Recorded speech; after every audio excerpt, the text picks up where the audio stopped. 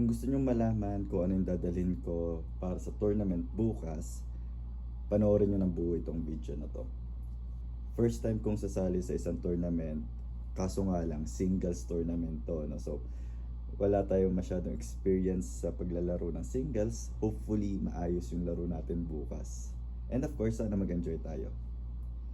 So umpisa natin, nagdala tayo ng ating mga damit na pamalit, nagdagdag tayo ng marami para sigurado na hindi tayo magkukulang, no? Next naman, mga shorts. Siyempre ayaw natin na matuyuan tayo ng pawis kasi kailangan natin magpalit. Underwear and socks, and of course bimpo natin. Para naman sa ating mga gears, meron tayong dalang wristband. Actually wristband lang naman ang lagi kong sinusuot, or recently sinusuot ko, dahil nga para medyo matagal yung buhay ng ating mga grip tape. So grip tape, meron tayong Yonex Super Grip, and also yung ating Torna Megatak. May dumating din tayong Torna Original Grip, and gagawin natin yan ng video para malaman nyo kung gaano kasulit yung Torna Original Grip. Ang malakasan natin candy, syempre Fisherman's Friend. Power banks, yung ating shoes, no? A6 Gel Reso 10. Syempre yung ating Wilson Trinity Pro. Ito ay mga pressureless balls. So 1 month na sa akin to, and yung bounce niya is the same pa rin simula nung una ko siyang ginamit. Alcohol, pang sanitize. And of course, yung ating raketa.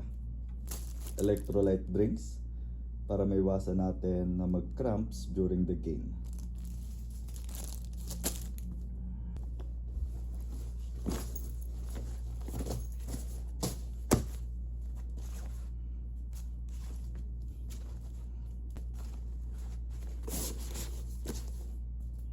Pag naglalaro kayo sa labas, syempre magdala tayo ng lagay ng mga basang damit natin.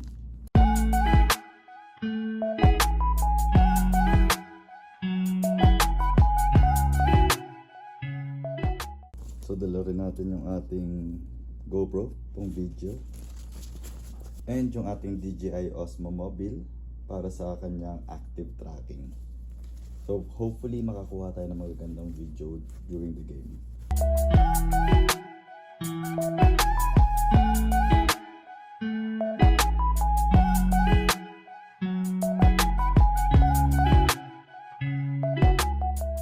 Pinaka-importante, buti hindi ko nakalimutan yung ating lagayan ng tubig. So yan lang naman yung dadalhin ko.